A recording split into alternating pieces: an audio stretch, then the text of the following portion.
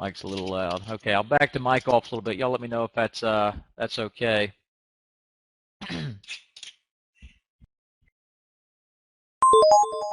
All right, mic a little better now. Perfect. Okay, so really quickly, I want to discuss with you guys what's relevant to you. I want to be sure that I present material you get a lot of value from. So if y'all don't mind, I'm going to poll you really quick. It'll take 10 seconds. How many of you guys prefer to trade options, and how many prefer to trade stocks? I don't actually do any futures anymore. Options or stocks? No preference, options, both. Okay. I mean, if you're an option guy, you're probably interested in stocks anyway. Okay, looks like majority options. So let me give you a presentation on options here, and this presentation is called "Why Option Traders Lose and How You Can Profit from It." And I know it sounds kind of morbid, but I mean, I think if we're honest with each other, and look, we've only got our last initial on here. No one really knows who you are. If we're honest with each other, how many people in here have lost money trading options? Whether you've been doing it for a month or for 3 years or 5 years, and it's okay. I mean, everyone's lost money in the market, whether you trade stocks, options, futures, you name it.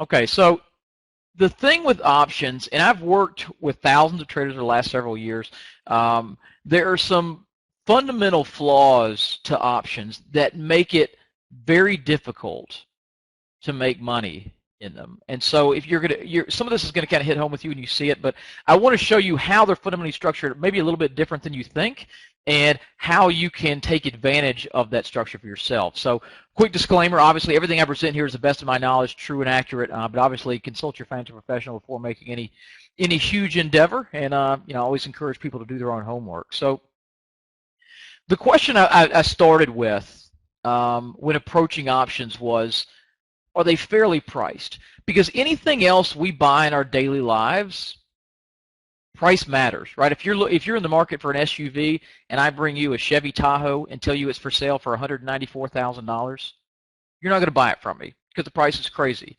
But what we don't know is, are those options fairly priced? Am I getting all the opportunity I should for the money I put into that option? So if you've traded options, you've probably seen this before or at least heard it. This is the Black-Scholes equation, and you don't need to memorize the formula. You don't need to be a mathematician, but this is where the price of options is derived from.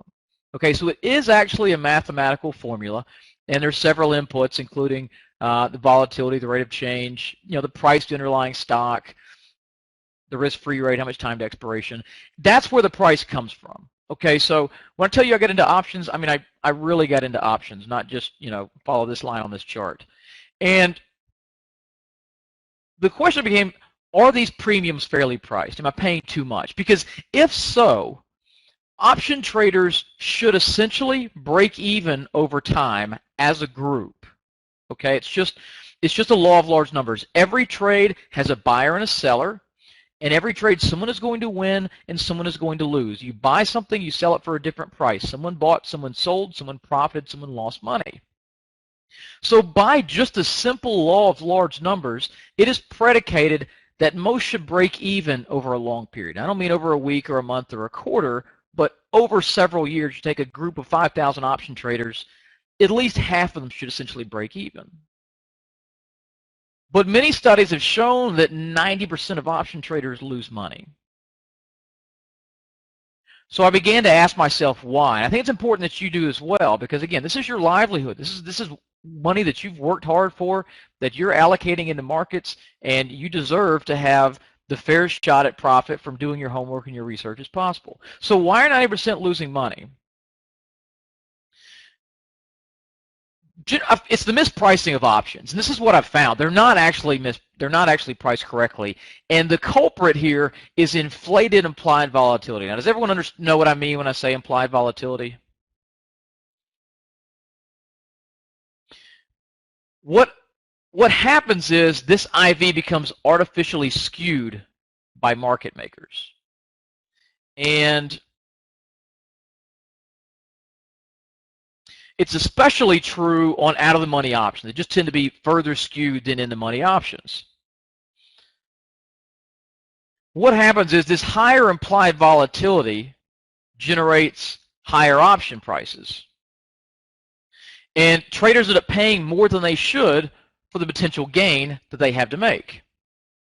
So what I did, I looked at the Black-Scholes calculator, okay, and I ran a couple of models. So there's a link there. I'm not associated with that site, My Stock Options. It's just a free Black-Scholes calculator if you want to play with it. So let's assume we took a $100 stock. Okay, that's the current price of the stock. We looked at the $110 call option, and it's 3 months to expiration. And I want to show you the effect of implied volatility on those stocks. So this is a stock, $100. Again, I just put in all the basic inputs, which you can see here. And let me get my pointer out. This has been a while, so I use this. Maybe I can't use a pointer. But you're seeing $100. You just put in the stock price, the exercise price, the option. The time to maturity is in years. That's why it's 0.25. Annual risk-free rate, I use 2%. It may be a little lower, a little higher, but we use the same thing for every stock. And then just the annualized volatility. And you get a price for that option. Now, on the right is the exact same inputs, but with 30% implied volatility. And you see the difference in price of those two options. Now, looking at it, it's $1.04, $2.63. It's not a lot of, it's not a great deal of money, but you're paying over 150% more for the exact same opportunity, for the same profits on the same upside of the same stock, because that IV is 10% higher. And if it really is, then it's worth that much more. But we have to know, are these implied volatilities correct? This is it at 40% implied volatility, and this is after, maybe a really bad earnings report or, catastrophic news for the stock. It's 80% implied volatility. And look at how high the prices go here. Same stock, same option, same expiration month, everything the same. We're just changing that implied volatility. So anywhere from $1.06 to $12.28 is how wide the price of these options can be skewed just by that implied volatility. And again, it's all because of that IV input.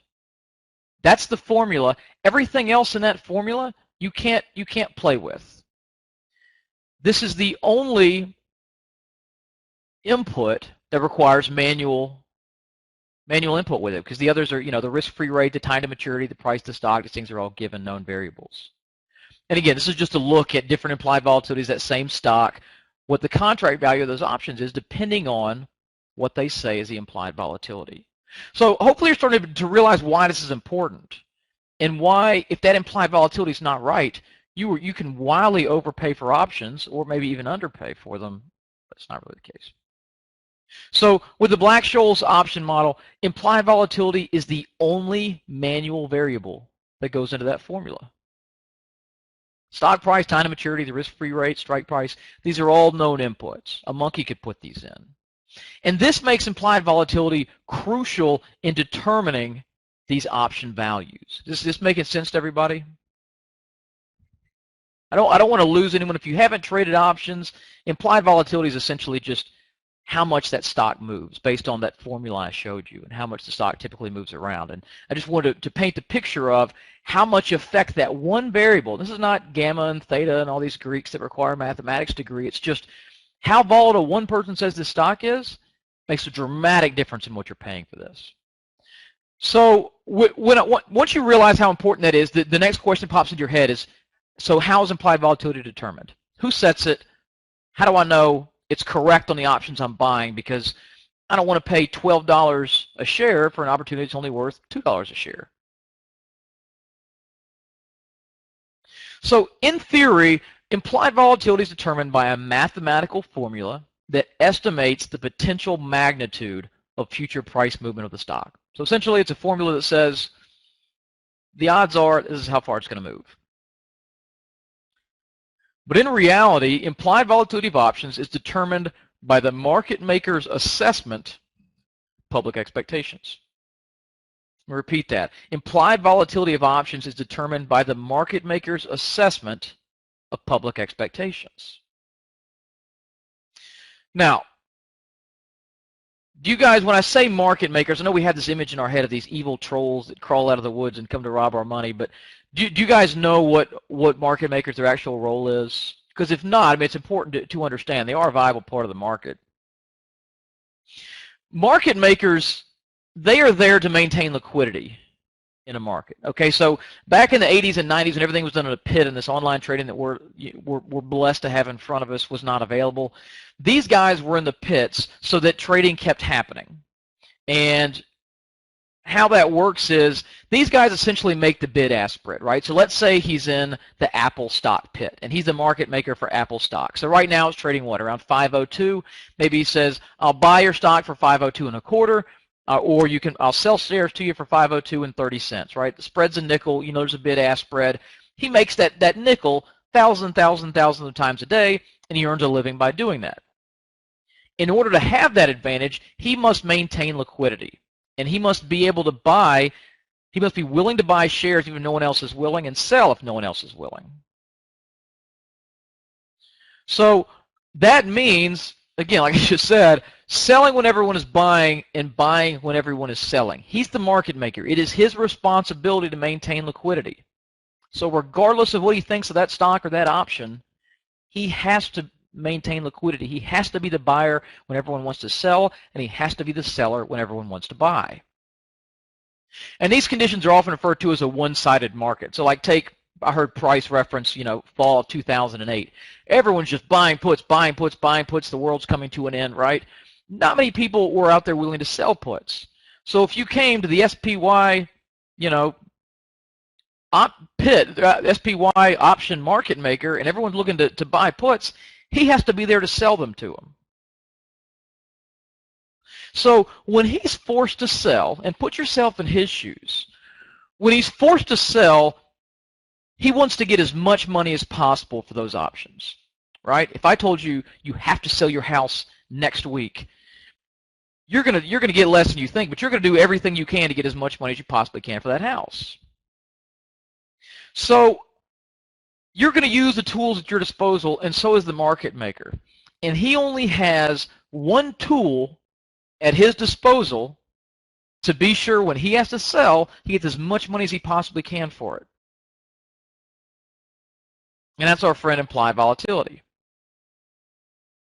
So remember I told you implied volatility is the market maker's assessment of market expectations? He simply increases his assessment of implied volatility, and this makes option prices increase, right? We just looked at how much implied volatility affects the price of those markets, right? When one was at 20%, it was $1.06 option, or $106 to buy one. When it was at 80%, it was $1,274 to buy one. So all he's got to do is turn up that dial on the volatility, and the option prices go up. He's a regular guy like you and I, okay? He's out there trying to make money, and all of a sudden the market says, you've got to buy all these, you've got to sell all these. He's going to jack the price up as high as he can. And it allows him to sell from higher prices and reap larger profits. He's not selling because he wants to. He's selling because he's the market maker and everyone else is buying. Now on the other side of the coin, when he's forced to buy options, he's going to do the opposite. He's going to decrease the implied volatility, turn that nozzle down, bring option values lower, because he's forced to buy, he wants to pay as little as possible.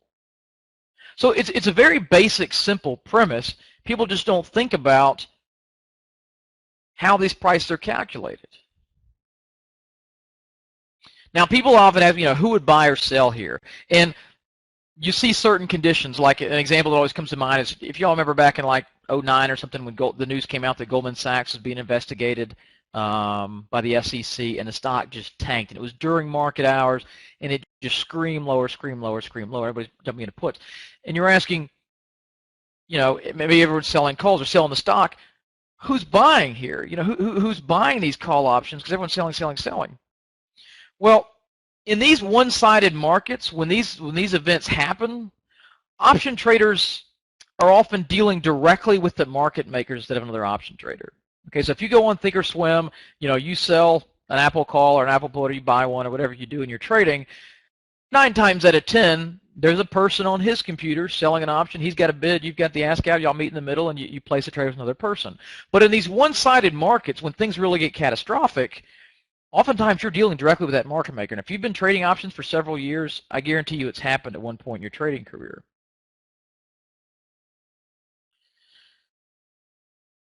This is also why implied volatility tends to rise in a bear market and drop in a bull market. Now, you've probably heard other excuses for why this happens, and oh, the volatility, and it only... If you notice the VIX is supposed to measure volatility, how come it goes down when the market goes up? I mean, volatility is price movement, right? If the S&P goes up 100 points tomorrow, do you think the VIX is going to move the same as it would if S&P went down 100 points tomorrow? No. Because what happens is, in a bear market, traders usually rush into put options all at once. I asked you guys about trading. Most of you prefer options. Maybe you like the leverage. You like to know that you can put $500 in and pull out $5,000 if you get really lucky. And when things are dropping catastrophically, people aren't getting short stocks. They're jumping into put options. And they do it all at once, and that becomes a one-sided market. Everyone's buying puts, and now here's this market maker who's got to sell all those puts to them. So he's jacking the implied volatility up as high as he can to bring the prices up as much as possible to lighten his load that he has to sell. Now, in a bull market, like we've experienced the last several years, the buying of call options tends to be more spread out and less hurried, so you don't get the same thing. Think about how many people were just jumping on puts and puts and puts and puts in 08, 09, how fast the market crashes, versus how many times you've heard the market is topping out or we're due for a pullback, you know, as we've risen 150% over the last 4 years. So is this making a little bit of sense to you? I'm not trying to paint the picture of, oh, the market's this evil thing out to get you. It's not that at all. But when it comes to this, there's actually a little bit of that there, and I hate to say that. I don't mean to be the fearmonger guy, but you know, you guys are in good faith putting your money in the market. You need to understand what's happening behind the scenes. So when everyone is buying, the implied volatility is increased. Market makers receive more money because they're selling. And what happens is traders overpay for their options. When you look at the Black-Scholes model, if you take a stock, I mean, we can get down to a whole new mathematical level and put this into hard numbers, but you know, if you're looking at buying Apple stock or a call on Apple, it's at $500. You want to buy a $550 call based on what that stock has done historically over different time periods, certain events, you know, any news-driven events that are taking place, the risk-free rate, the price of the stock option. That opportunity to profit above $550, should it go, can be fundamentally derived to an exact dollar amount that is worth to you. But by this increased implied volatility, that option that was at $2 a week ago is all of a sudden at $8, even though the stock hasn't moved because the implied volatility is going up. And now you are overpaying for that risk. Black-Scholes sets it up so that options are fairly priced. You have essentially a 50-50 chance just by throwing darts at a board of making money or losing money, big picture, excluding commissions, because they should be properly calculated. Now, on the other side of the coin, everyone is selling. The implied volatility is decreased, right? When you want to capture that premium, when the market's going up like it has been, you want to sell puts maybe just to bring in income. They're bringing that IV down. So market makers, when they're forced to buy, he's getting more money for buying. He's getting more option for the money he puts out. And traders are receiving less premium than they should for taking on that risk.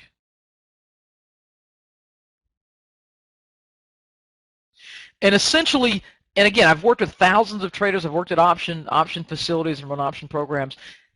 I could put 90% of the people who lose money in options, I could base their losses on this one simple thing.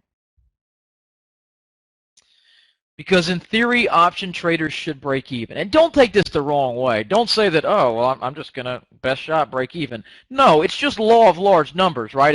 If everyone in this room flipped a coin, there's 526 people in here, odds are around 263 of you should get heads, 263 of you should get tails. If 500 people got heads and only 27 got tails, we'd start asking what's going on here. And if it happened for 5 years straight, there'd be a problem. So in theory, they should move money. You know, half make money, half lose money, excluding commissions. In the grand scheme, it should probably be something like a bell curve. The middle 60% maybe make money. You know, there's a small percentage that just lose a lot of money, and there's a small percentage that lose a great deal of money. But if you talk to other option traders, and if you've been to maybe educational schools or groups where traders get together, meetups, message boards, anything, there's a lot of people losing money in options. A lot of them. It's over 90% for people that try this. I'm not saying there are people that don't make money in options. There are. But they're far outnumbered. And again, this is primarily due to the market maker manipulation of implied volatility. So how do we become part of the profitable 10%, right? All I've done is tell you the game's rigged against you. I'm not trying to talk you out of trading options. What I'm doing is using this to show you how to get on the right side of this thing. To become part of the profitable 10%, it's very easy. You just trade like a market maker. When implied volatility is high because everyone is buying options, sell them. Because the IV is higher than it should. It's like a casino. A casino, the odds are like 50.1% in favor of the house. But when 1 million people come through the door, that 0.1% adds up to a lot of money. And with options, the same thing. You're putting the odds in your favor. You want to use that implied volatility manipulation to your advantage. Capture the premium and give up the pipe dream. Now, what I mean when I say give up the pipe dream, people take this one hard too. And I'll be the first to tell you guys, I try to shoot it as straight as I can, so I don't want to offend anyone with this conversation. I'm just telling you everything I've learned and trying to give it to you straight here. But I'm going to go ahead and kill some dreams here really quickly. The number of option traders that make 200, 300, 400% a year consistently over many years is a very, very, very small group of people. Now, there's some extremely intelligent traders out there. I heard Price on here. I've heard nothing but good things about him. But there are very few people who have a consistent track record of making money with that. Of all the people I know, the 1,000 people that trade options, the ones I know for a fact are consistently profitable tend to be premium sellers. They tend to be selling options. Now, they don't double or triple their accounts every year, but neither do the guys that are buyers. So by doing this, you're getting on the same side as the market maker. Okay, when he's buying, you're buying. When he's selling, you're selling. How many broke market makers do you know? How many broke thought I could be a hotshot traders do you know?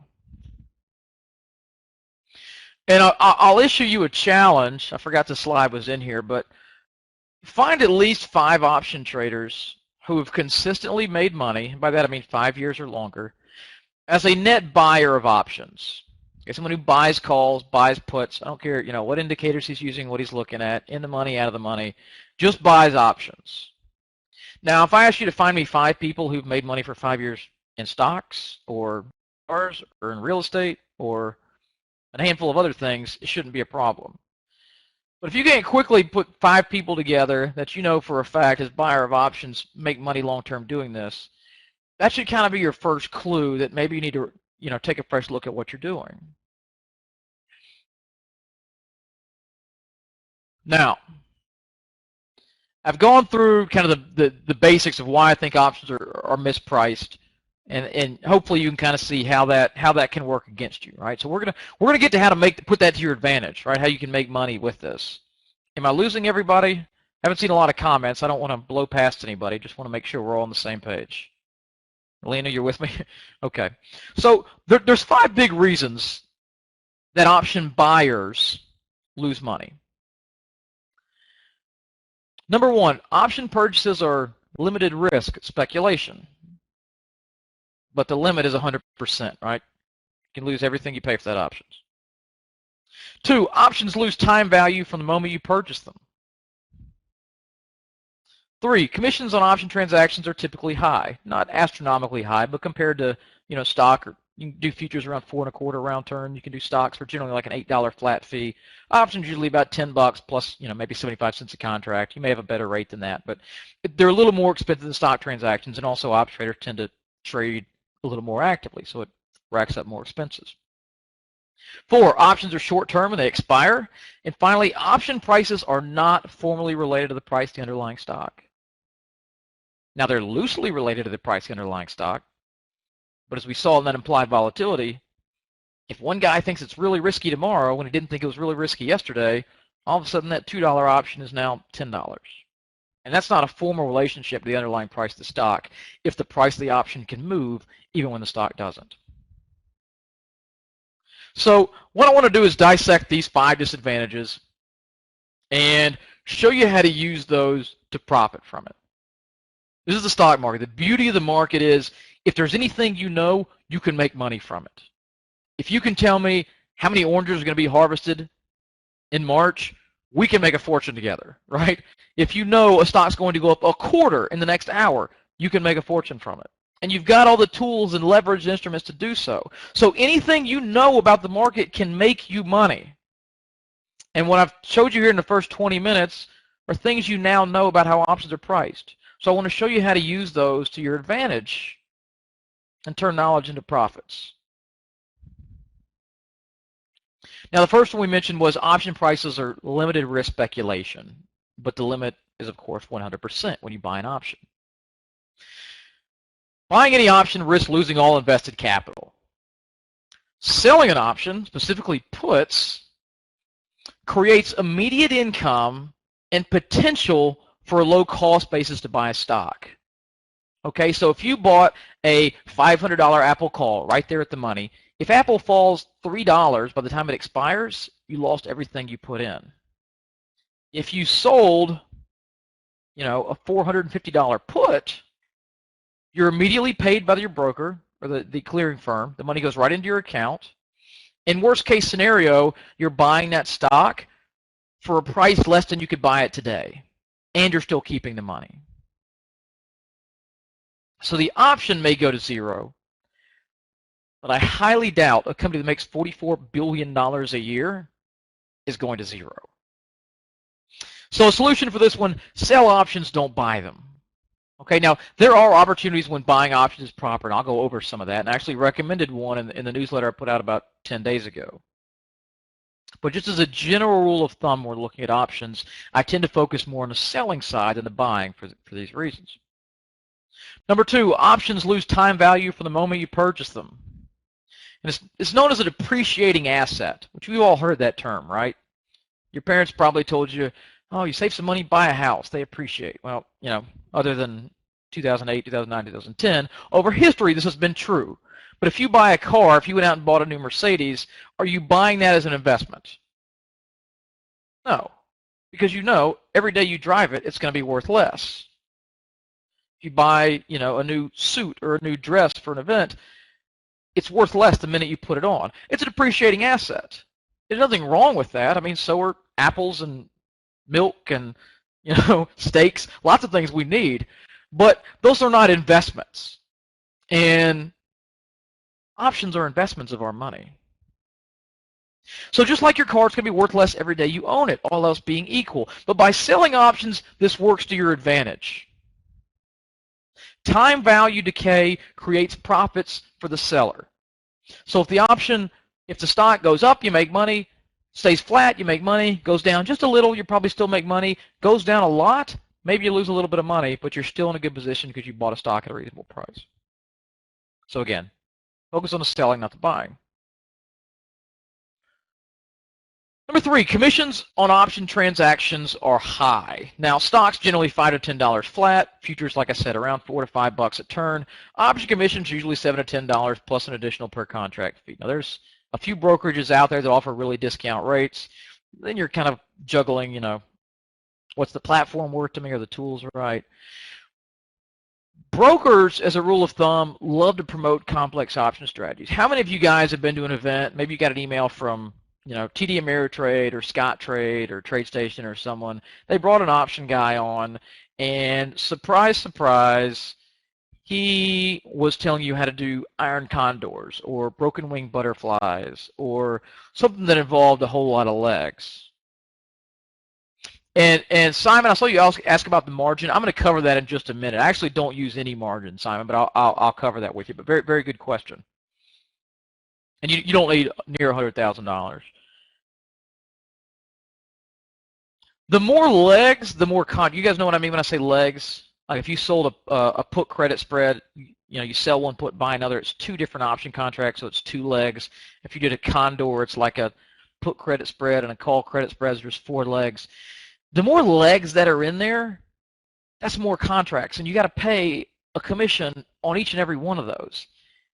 And it creates these big commissions, which is great for the brokers. That's why they promote these guys. But you're not going to see a lot of brokers promote a guy like me who says, keep your commissions low, watch your account, keep it simple. This is how you make money in options. So the solution, really, you want to keep it simple. And I only sell single options. I mean, the majority of my trading is done just selling naked puts, and it sounds risky. I promise you it is not. I'm going to cover all that. Just hang with me for another 20, 30 minutes. But when you're doing spreads and butterflies and condors and all this stuff, guys, do me a favor. Write down the amount you have in your account tonight, your average trade, whether it's a condor or a spread or whatever. Count the number of legs up and the full commission based on how many contracts you trade. Look at how many trades you do on an average week. Multiply by 50. Figure out how much you ballpark you're paying commissions every year. And what most people find is they're losing like 15 to 20% of their account in commissions.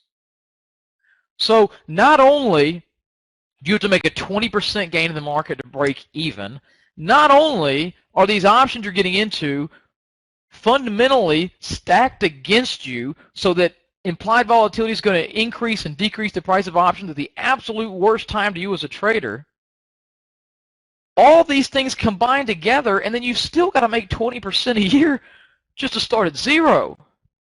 That's how you're rewarded for spending, ruining your vision, staring at 24-inch flat screen monitors all day long. So, I mean, if you're making money on the complex stuff, look, I'm not trying to talk you out of it, okay? Look, I want everyone to profit. I want everyone to make money and become wealthy. That's it. That is it. I don't care if you're trading Barbie dolls for a living. If it's working, keep doing it. But if it's not, I want you to look at this stuff, because most people don't. They think, oh, I got to get the new indicator, or oh, I got to get a better feel for the market and watch my level 2. Garbage, garbage, garbage, garbage.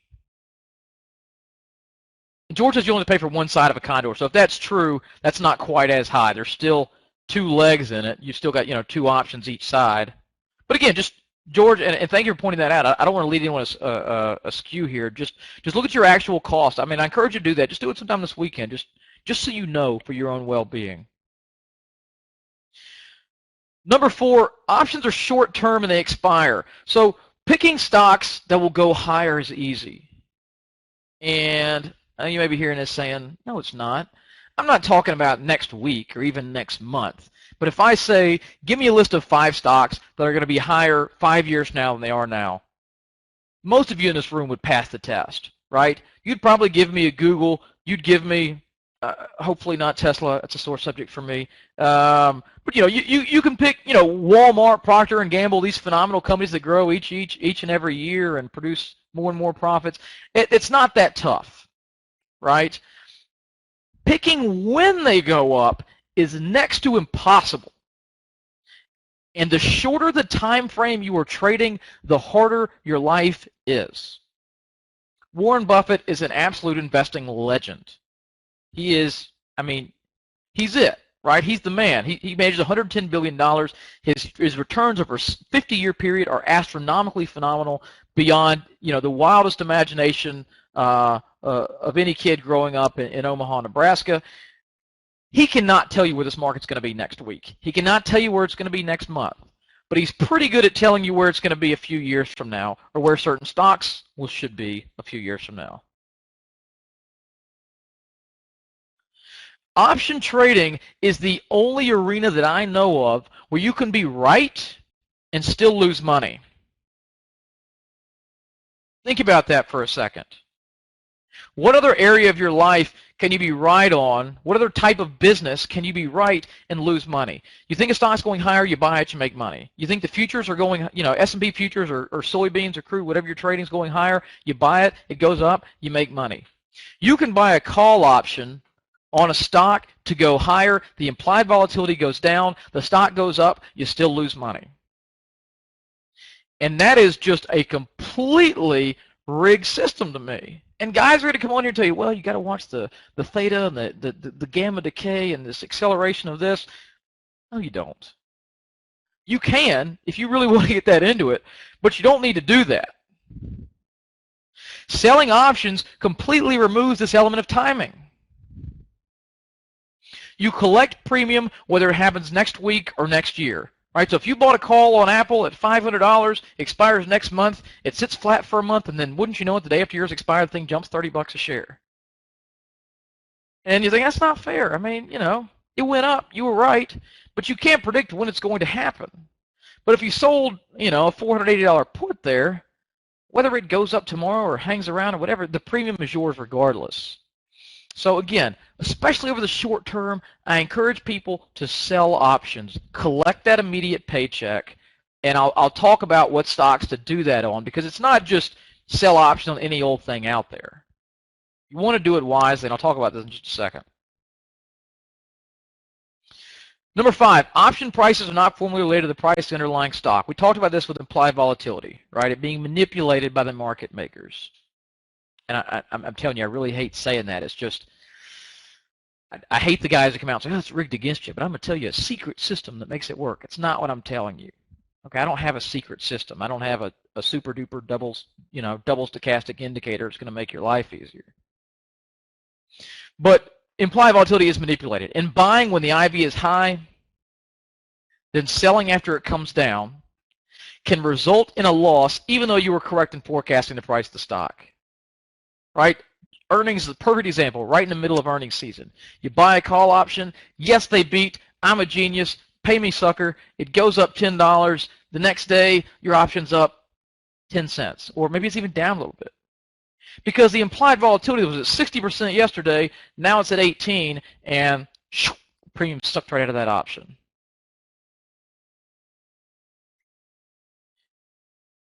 What happens with high implied volatility, it creates opportunities to sell insurance and collect large premiums for everyone else's fear. And one of the kind of underlying fundamentals of the way I invest, if everyone else is doing it, I'm probably not interested. One of the best ways to guarantee that you will underperform the market and never outperform it is to do exactly what everyone else is telling you to do exactly what everyone else is doing. One of Buffett's biggest investments, and the thing that really made Berkshire what it is and gave him the ample cash to begin buying other securities and grow it to the powerhouse it's become, was insurance companies. Because it produced premiums and premiums and premiums, it just came premiums. And it generated cash for them to do other things. And it's the same approach here. When you sell a put option at a stock that's got 80% implied volatility, you sell it a couple bucks below where it is now, or a couple standard deviations, whatever you want to use. We'll talk about that later. You're writing insurance. You see State Farm go bankrupt recently? Alpha, Nationwide? Think those guys are doing it for fun? No. We're scared we're going to get in a car wreck, or our penis is going to rupture, or, you know, God forbid, we're going to die before our time, and our spouse is going to be without, you know, income, able to support themselves. You're selling us insurance to do that. And they price it accordingly to where, yes, they're going to be there to cover that risk if it comes up, but it's at a bit of a premium to that. It's a little bit more than the actual dollar cost of that risk is to them. And that's where their profit comes in. And that's exactly what happens when IV is inflated. That risk that the stock's going to come down, you'll have to buy it, is mathematically found to be, you know, call it $2 a share. But the IV's jacked up. So now all of a sudden you get $4 per share. And over time you're going to make a lot of money doing this. So again, sell options, definitely sell when that implied volatility is high. And what's high? Look at an option chain for a stock. Like Thinkorswim shows you, you know, each month, and the implied volatility is like over there to the right of the month heading at the top, and shows you what the IV is for that month strike. If you see where historically it's like 20, 25, 30, 35, you know, 32, and then one month is like 60%, that's high. It's all relative. So, you know, Amazon implied volatility, or like a Tesla or something like that's going to have higher IV historically than maybe a Walmart or a 3M. But look at it relative to that stock. Now, if you still want to buy options, and I admit there are times when options make sense with the right strategy, do it when the IV is low, right? Do it when that stock is normally at a 20, 25% IV, and all of a sudden this one's like 15. There's no event coming. That's when you're getting more bang for your buck. And George said he can't sell puts in IRA. George, you should be able to sell puts in IRA all day long as you've got the cash there to buy the stock should it be put to you. And I'm going to cover that in a second. Now, naked calls, no, because that's I don't sell calls naked. That's unlimited risk. I mean, you could sell a $100 call, the stock could theoretically go to $1 million. So they can't. The broker can't cap his risk there. That's why you can't do those. So just kind of coming together for you guys. Is this making sense? Feel free to shoot me with questions. I mean, I want you to understand this stuff. I want to be sure we're on the same page. And if you're a long-time option trader and you think I'm completely, I'm full of it, I mean, you're welcome to do that. Look, if you're making money buying calls and puts, keep doing it because you're one of a very few select group of people. So, you are a rare breed and a better performer than the majority of people out there. So if you've got that gift, keep doing it because not many people can do that. So hopefully you're beginning to see why most people lose money trading options, right? It's not that they can't pick which direction it's going. It's not they're using the wrong indicators or, their moving averages was exponential instead of simple or something, ridiculous like that. It's that when they want to buy options, they're paying too much for them. When they want to sell options, they're not getting enough for them. Because the move has already happened, it's been priced in, and the market maker has pushed that IV to the direction to make him profit. And you're seeing how the market is kind of stacked against the retail trader in that sense as a buyer of options. Well, thank you, Al. So are you ready to make money? If you're ready to make money with options, you want to take the side of the house to begin making money in options. I gave you that example of a casino, right? And when you spin the roulette wheel, what are there, like 36 numbers on there? You spin the roulette and you drop the ball. You can pick red or black or pick a number. And there's like 36 numbers, right? So it's like 1 in 36 chance. So, you think if you get it right, you get paid 36 times. And you do. But what do? They add a 0 and a double 0 up there. So there's actually 38 options, but you're paid 36 times. So, I mean, you've got like a 48.9 or 49.4%, whatever the number is, chance of making money. But if you sat there and dropped that thing and bet on red or black or a certain number, for a year, you would eventually run out of money because the odds are just slightly stacked in the favor of the house. And that's all I'm trying to get you to do with options. Okay, if you happen to be good at picking stock direction, if you happen to be good at selecting good stocks and timing markets well, you can make an enormous amount of money. But just if you're an average monkey throwing darts at a dartboard, by taking the other side and following the market maker, over time, almost anyone can make money, assuming you don't overtrade and kill your profits with commissions. Now, you guys didn't watch this. I sent this out to my database of people over at Blue Tick Research, but I sent out a 3-part series called The Income Strategy, How I Trade Options. And I kind of wish you guys had seen it, but you're kind of getting the idea now. Okay, so the idea behind this is very simple. You want to use market maker behavior to your advantage. And you want to force the market to pay you to do business.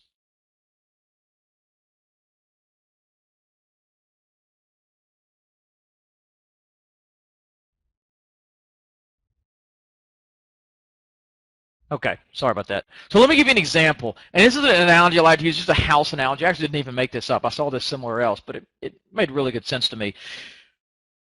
Just go with me for 20 seconds on this. Let's say you found your dream house, right? And it's listed for $400,000. Now, some of you fat cats in here, maybe that's $4 million. Some of you may be younger, maybe that's $200,000. Whatever the number is in your market, right? Let's say you find it and it's listed for $400,000. Here's the problem. You only want to spend $300,000. So you offer the owner $300,000 for his house. Like, what the heck? You never know. I'd love to have the house. Here's what he does. You go by his house, tell him, look, your house is beautiful. I'd love to buy it. I don't have $400,000. I'll give you $300,000 for it today, cash. I'd love your house. He says, you know what? Look, I can't accept $300,000, but I really appreciate you making this offer to me. Now he says, now I've got to move within the next 3 months.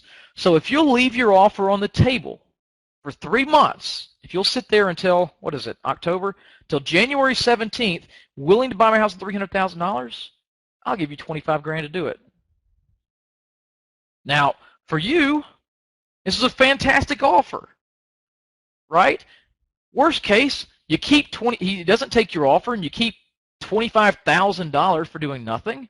Best case, he sells it to you for $300,000, the house you've always wanted that you think is worth $400,000, and you keep an extra $25,000. So after 3 months, one of two things is going to happen. You buy the house for $300K, he accepts your offer, and you keep $25,000. Or he says, you know what, look, I found another buyer. They came in and offered $380,000 for it, but look, I appreciate you coming and making that offer to me. And you keep his $25,000. That's yours immediately.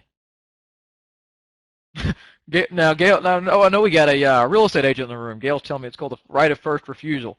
Thank you, Gail.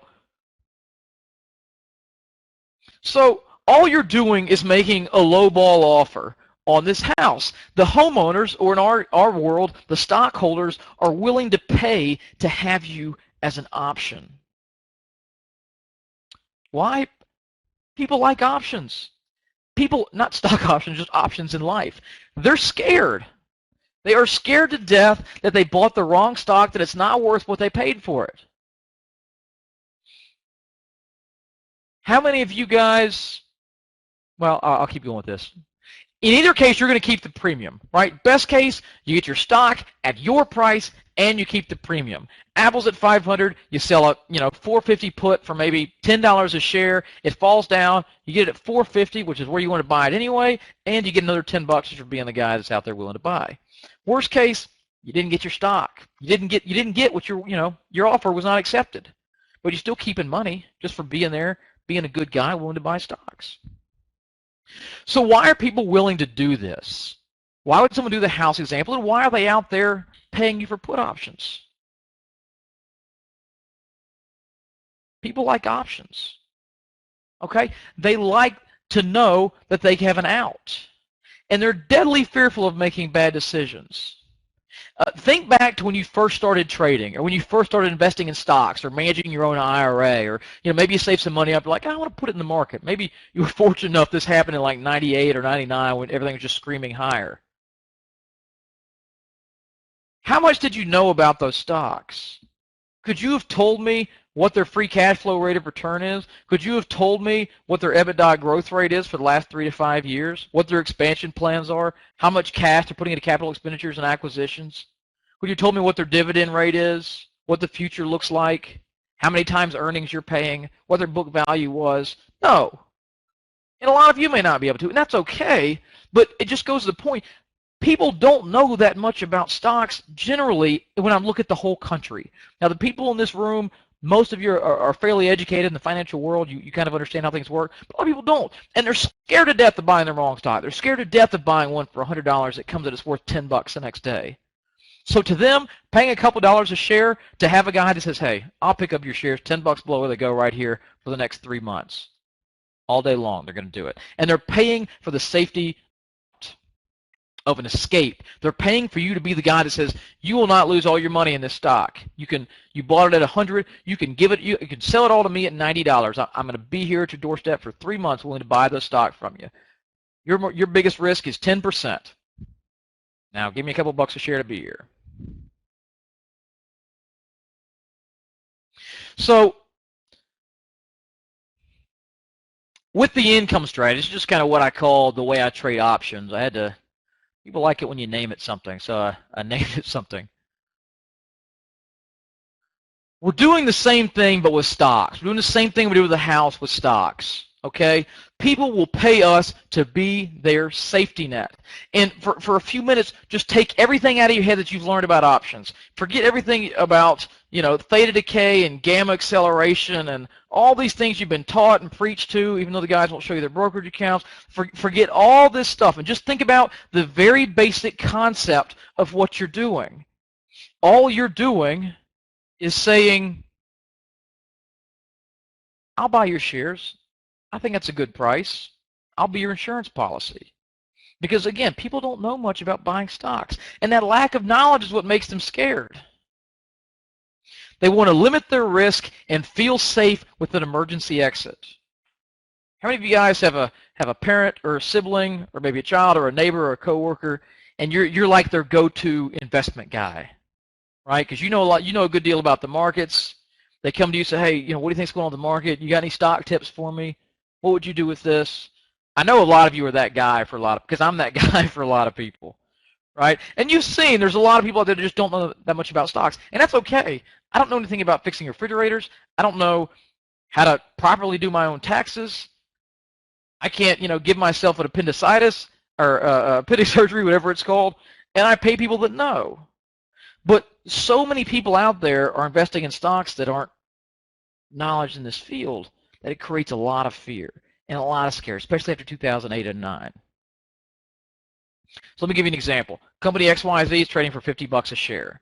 You want to buy it for 45, right? Let's say you've done your due diligence, you understand a thing or two about stocks, it's trading at maybe 17 times earnings, it looks safe, it's got a good amount of cash, they get $45, great price for this stock. Like, I'll give you an example, Google. I'm in love with Google. If there's one stock I want to own for the next 20 years, it's Google.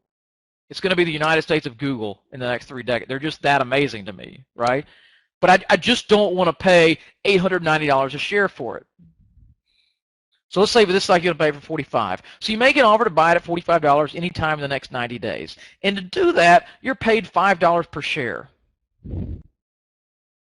Now there's 2 outcomes that can happen. That's it.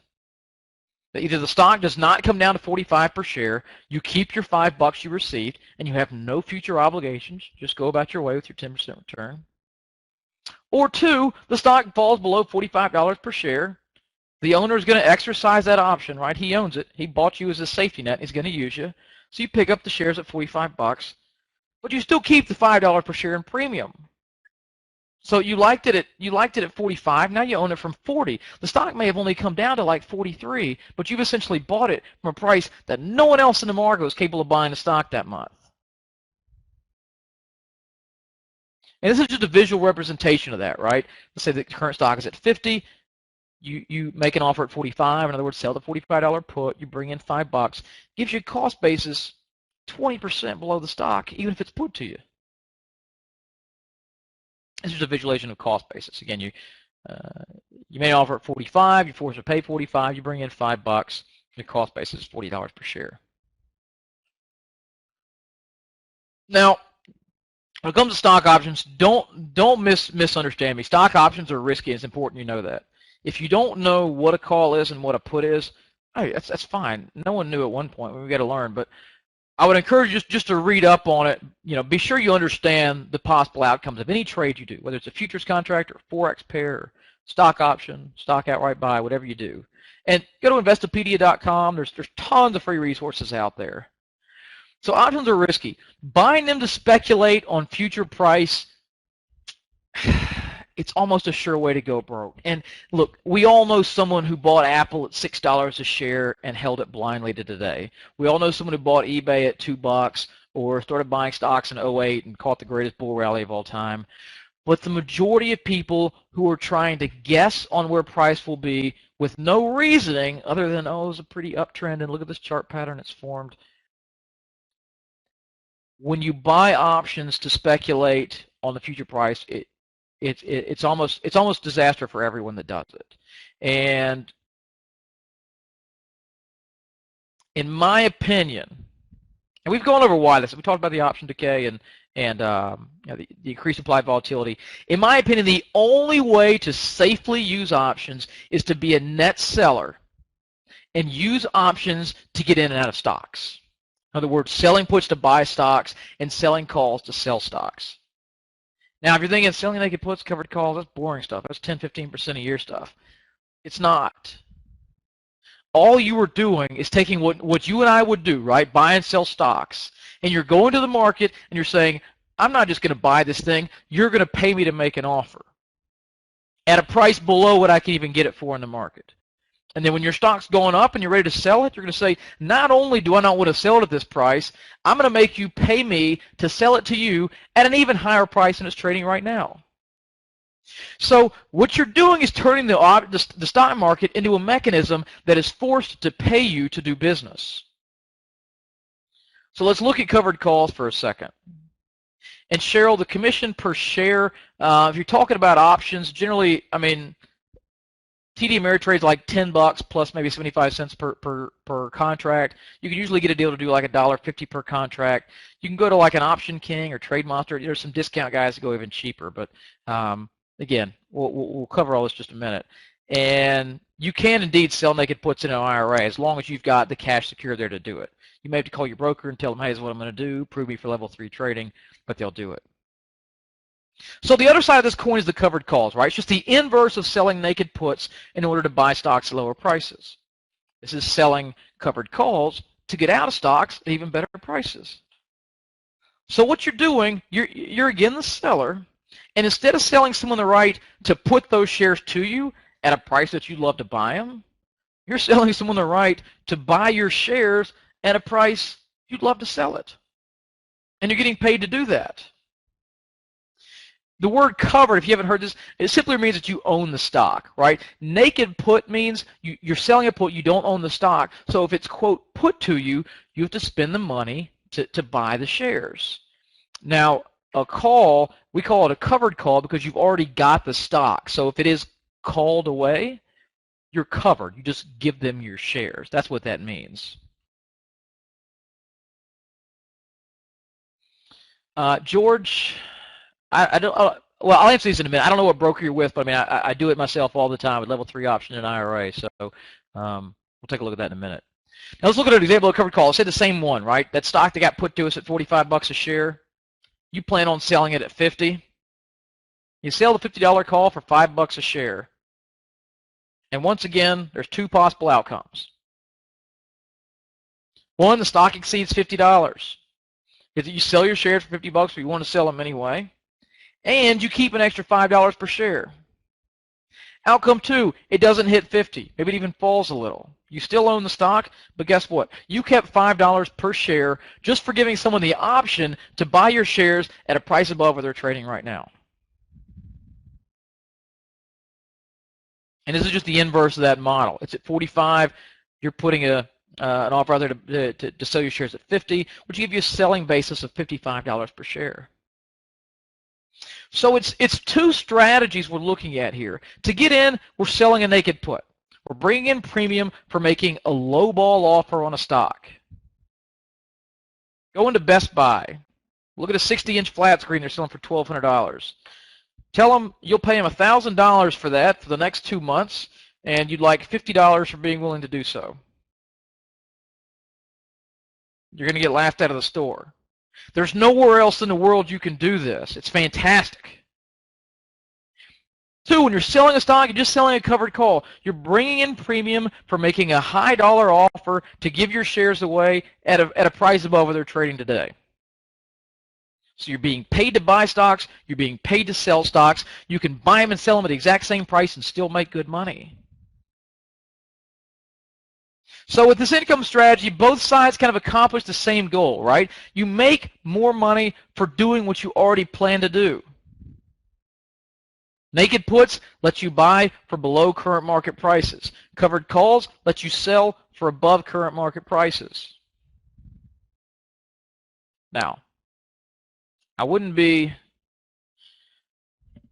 responsible if I didn't tell you about the risks in this, because there are risks in everything you do. Unless you're adequate, you know, if you like 1% annual CDs, there's really no risk in that. But if you're like me, that's just not going to get it done. So it sounds foolproof, it's not. This is the risk in this strategy comes from applying it to the wrong stocks at the wrong prices. Okay, now what do I mean by that? What are the wrong stocks at the wrong prices?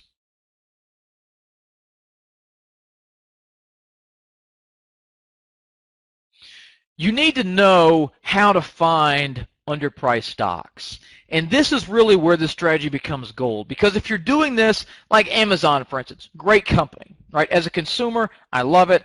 I can order anything from, you know, toilet paper to an SUV winch, have it delivered to my house in 2 days, read 1,000 customer reviews on it, compare prices. It's a wonderful company. But it's trading at such a high valuation. And I don't just mean its stock price. I mean it's trading at like 200 and 300 times what it earns every year. And if you sell these naked puts on Amazon, yes, it may stay up there and you may profit from it. But if another 2008, 2009 happens, this stock could get annihilated. And if Amazon went to $50 a share, sadly, it would be kind of justified. If all of a sudden things are trading at 5, 10 times earnings, Amazon's going to get destroyed. And this is where you'd lose a lot of money, okay? Because you'd be selling a put on this thing, you're bringing in money. All the examples I've given you are assuming it doesn't fall that much further than where you're at. And that's how it's going to work as long as you're doing this on properly priced stocks, on kind of value investments. So again, don't apply to just any stock offering high premium. By selling puts at a price that does not make sense to buy the stock, you negate the power of the strategy. Okay, so if Amazon gets put to you at $250, but when you do the math as a stock analyst, and really that stock, based on current levels, has a value of like, $100 or something, you're negating the power of the strategy, because we only want to do this in stocks that are already undervalued. Stocks that are trading at 10 times their annual earnings when most stocks are at 15 to 20.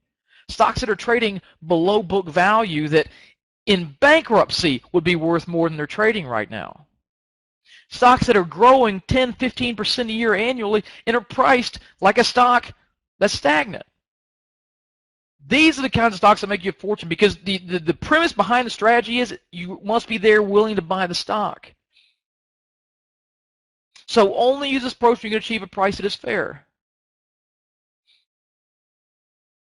And when I said I don't use any margin, I don't use any margin. I'm not selling a put that would require me to buy, $3,000 worth of stock when I've only got $500 in my account.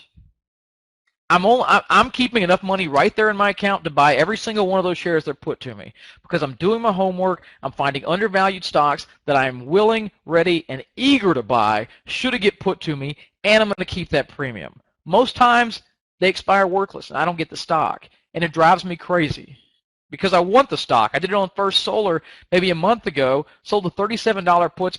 It was at 36.5. I sold them in the money. I wanted to be assigned so badly. Now the stock's at $44.50. Yeah, I made $4 a share on it. It's not bad making, a nice little 10% return, no margin in 45 days or so. I'd much rather be up 30% if I own the stock. So it's a very different approach from guys that do maybe credit spreads and things who do this strategy and think, oh man, if it goes below there, I'm screwed and I lose money. Not me. I'm picking up the stock. I'm ready to buy it. And it's going to appreciate it. When it does, I'm going to flip around. Now the shares are put to me. I'm going to start selling calls on it. I'm going to bring in even more money until I can sell it.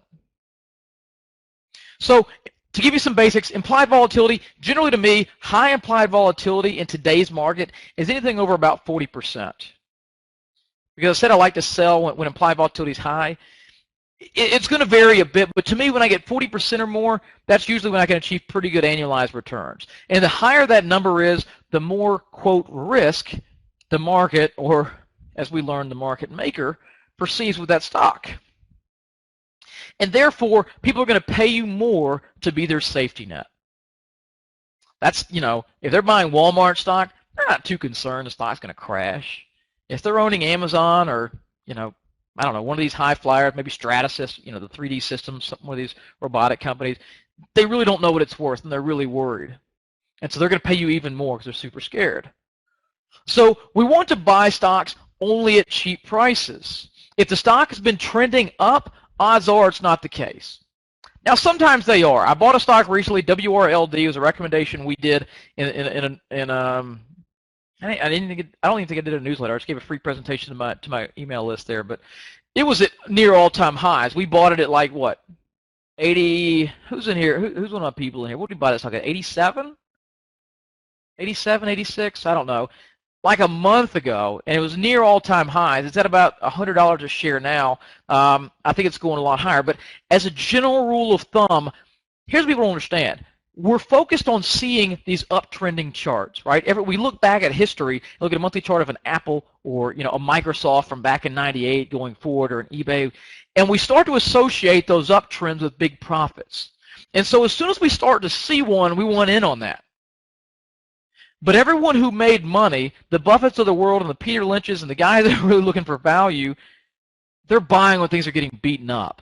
And the lower the price goes, the more earnings you're getting for your dollar, the more book value there is. There may have been some short-term bad news, and I'm not saying every stock at 52-week lows is a good buy, but normally when they're in a downtrend and it's been going down in price, it's presenting a better value for the stock. It's increasing the premium we get because the implied volatility is going up. Remember, bull market, implied volatility increases, everyone's buying puts, market maker has to sell them, right? Premium's going up. Volatility is going up. So now we're getting a stock that we like at a cheaper price. We're selling it at a price even lower than that. We're getting additional premium well above what that risk is worth to us. And it's kind of a perfect mix. So this method is especially beneficial for me in times of overpriced markets. And I think today's current market conditions, I don't want to say it's wildly overvalued, but everything is at least fully valued, if not a little bit overvalued. And I'm just looking at, I study a lot of the historical market trends as far as how many times earnings the market normally trades for and price to book and GDP compared to overall market cap. And, just historically looking at the last 100 years, we're near the upper limits of stock market valuations. Okay, so that's okay. There's still plenty of good opportunities out there, but when you're looking at traditional Procter & Gamble's, your Johnson & Johnson's, the staple companies out there, most of them are trading at 18, 20 times earnings. They got a 2% dividend yield, and the time to buy those is when you can get them at 8 or 10 times earnings and 5 and 6 times % dividend yields. But in these conditions, it allows us to get paid for making what I consider realistic bids for stocks we want to own. And again, don't confuse this with selling spreads. I really hate to say this stuff. I don't want to be a doom and gloom guy, but I promise you, almost no one makes money that way. It's like 99% there, but here's the difference. Everything we're looking at doing in this strategy, when you make it a spread, you negate it for 2 reasons. One, you're selling a put naked, but then you're buying another one that you know is going to zero.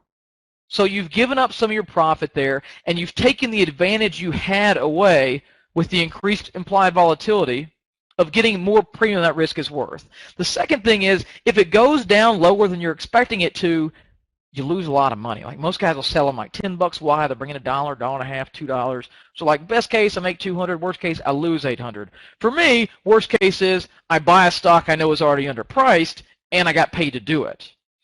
But that's the downside to me with spreads, is that if things go, that they continue going lower, again, I can't predict what the market's going to do over the next month or 3 weeks or whatever, but you're not there to pick up the shares and then experience the profit when it rises and then sell calls and collect more premium as it's going higher.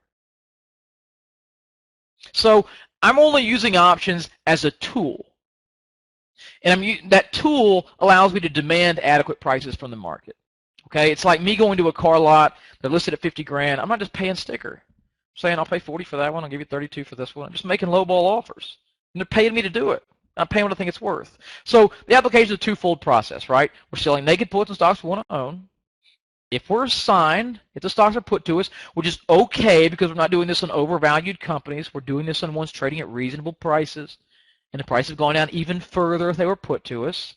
And if that happens, we pick up the shares and then begin selling covered calls at the same strike or a higher one, which is our calculated value, and begin bringing premium. So the example I gave you at 50, if you sold the $45 put, you got $5, it gets put to you, now the stock's at 42, right? Then you start selling the $45 calls, you get another $5 in. You end up buying it and selling it at the same price, but you made $10 a share on a $50 stock to do that. So you made a 20% return on a falling stock. Meanwhile, your friends that thought it was going down, they bought puts, the implied volatility was jacked, it skyrocketed, the stock began to push down, the IV came down with it, it popped back up, they got it, when it broke some trend line or something to that effect, they got out a couple bucks below, and they broke even and lost a little bit of money. You were dead wrong and you profited. So in this method, we make extra money on the way in and on the way out. Now, let me go over expectations for this, because I'll be the first to tell you, I'm not going to come in here and tell you you can make 300% a year doing this. I'm not trading Forex pairs. I'm not risking the farm and everything. With this strategy, my personal target return is about 40 to 50% a year. And this comes from only investing in deep discount opportunities with high volatility. This is a stock that's a deep value stock. Horrible news, some big news just came out. It dumped hard. I'm selling it at the money because I know the stock's worth more. I'm getting really high premium, and I'm only investing in the absolute best ideas. This may only be, 7 or 8 trades over the course of the year. New practitioners to this, if you know what you're doing, I think you should target closer to 20%, and you'll probably be able to achieve this metric. And again, these figures are based on total capital at risk. They're not cooked numbers. It's not saying, well, if you use this leverage, technically you only had, $500 at risk and you returned 100, so that's 20%. No, this is based on you have all the money sitting there willing to buy all the stock. So if it's a $50 stock and you made $5 per share, that's 10%. So let me summarize and I'll answer all of your questions. The goal is to get paid to buy and sell stocks, not to guess at prices the stock may or may not hit. And you only want to apply this to undervalued stocks that you're willing to buy. I think a reasonable target for someone new at this is about a 20% annualized return on any put option you sell. So if it expires in a month, you want 1/12 of 20%. If it expires in 3 months, you want to make 5% on it, or 20% annualized return. And the best time to apply the strategy is when a company is experiencing some temporary bad news, because it pushes the price down. You're now getting it at an even lower price. The implied volatility is jacked up. You're getting more money for the option. 40% is kind of what I look for. One IV above 40%. And then if a stock is put to you, you can choose. You can either hold the stock in your portfolio or begin selling covered calls. Bring more money as you get out. And again, only selling puts on stocks that you want to own. That's what makes the strategy a win-win. Because if it goes higher and it didn't get put to you, you make money. If it goes lower, you bought the stock you already wanted at an even lower price, and you got paid to do it, you're going to get even more money coming in until you sell it by selling covered calls. Now, there's one final reason why I think the strategy will produce double or even triple the returns in upcoming years. This is a weekly chart of the VIX going back about 5 years. And before 08, this was kind of normal for it to be around 10 or 12. But as you can see from the last 5 years, now I should say I made this chart about a month ago, so I think is the VIX higher now? It probably is based on what's happened with the shutdown and all that noise coming out of Washington. But to give you an idea, when I made this maybe 3 weeks ago, VIX is around 13.7. Maybe it's around 14 right now. Gale's head's a little higher. But I'm not saying to trade this. I just want you to look at, over the last 5 years, it's been as high as 89. The lowest it's been in 5 years of trading is 11.05, and we're like 13 or 14. Do you think, going forward, there is a better chance of this being higher than it is today or lower than it is today? I mean, I'm guessing higher. I could be wrong, but when I see a chart like this, I think the odds are pretty good, considering it's only been lower than this for the last 6 months. Before that, it's never been this low in 5 years. The VIX is probably going to go up some. And when that happens and implied volatility goes up, what do we know happens? Option prices go up. Implied volatility goes up. Premiums increase, and we're making more money. Ed says it's 13.48 today, so it's actually a little bit lower than that. Okay, thanks, Ed. So where do you start if you want to do this? Well, the application is fairly simple, right? We covered the basic metrics. The difficult part really is stock selection, and it's not something I can tell you in an hour-long webinar. I love to. I actually did a 4-day course on it, like 6 hours a day, to kind of give you an idea of how long it takes. It's not an easy thing to do, just like trading futures or trading options or trading Forex. None of this is easy. You didn't learn any of this in an hour. But you need to know how to value a company so you can identify these undervalued opportunities. Now, if you are a skilled equity analyst, maybe you've studied this stuff, maybe you were trained, you may not need my help. I would encourage you to do your homework, be patient, and just trade cautiously. Now, if you were not a seasoned stock analyst, I can help you out with this. I've recently launched a service 3 weeks ago. We just opened this thing up. I'm really excited about it. So far, all of our trades are working out phenomenally, and I can show you those in a minute if you want. It's called the Income Report, and I just finished a 6-month beta test group. I took a set of hand-selected, really, really hungry traders and investors who wanted to do this, and I kind of put them through the gauntlet. I worked with them one-on-one to make sure they could execute the orders, they could do this. I made them dedicate their capital to it, and I made them guarantee they'd do it for 6 months. And afterwards, we talked, discussed the results, and it's fantastic. So I put together the Income Report. It comes out every week. It's a weekly newsletter. Every newsletter has actionable trades you can take. It maintains a complete up-to-date track record. I'm offering a full 12-month membership, which is 52 issues of this, plus bonus webinars and things. It was originally $149 a month, $1788 a year. I'm doing it half off at $895. Now, somehow my link is screwed up. Y'all will have to forgive me. Let me fix that. What you're looking at here is an example of one of them. This is one that came out September the 27th.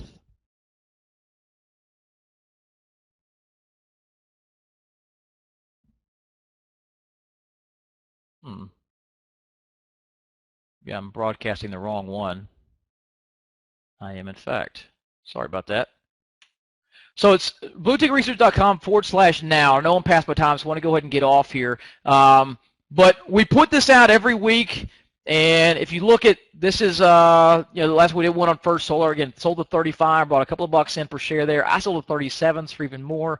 I think it's kind of the analysis that goes behind it. Right? We're looking at First Solar. Its revenues are growing. Its book values are growing. Its net income recently dipped, but it's popping back up. Its free cash flows are in the $380 million range.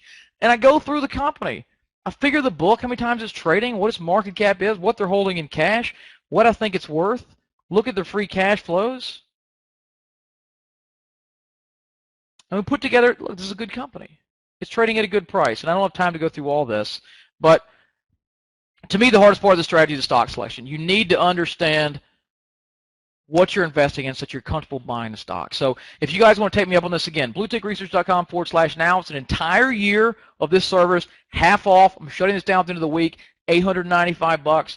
I really appreciate you guys letting me on here. Jerry asked, could someone with a smaller account do this? Jerry, absolutely. I mean, I wouldn't say to do it with like a $5,000 account. I think the commissions will eat you up. But if you have, I'd say at least 15 to 20,000, yeah, absolutely. Absolutely. And Taz, glad you made money on that First Solar.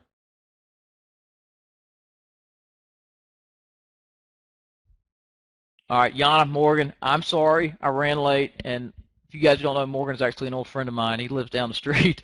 And I apologize. But thanks for you guys letting me present. I had a really good time with you. If you have questions, please feel free to email me directly. It's just ross@bluetickresearch.com. I will respond to that personally. And I'll be glad to work with any of you guys I can. So thanks a lot. And you guys have a great evening. Enjoy the rest of the presentations. All right, great. Thank you, Ross. So really appreciate you being here and also offering such an awesome discount to everybody. And, like you said, guys, this is not a get-rich type scheme. It's a good strategy that's been proven and tested by some of the biggest traders in the market. And so I think it's something that you probably won't hear a lot of people telling you about, but again, is a very valid strategy that's been tested and applied by the biggest people that are trading more money than probably anybody that you'll learn from. So thanks.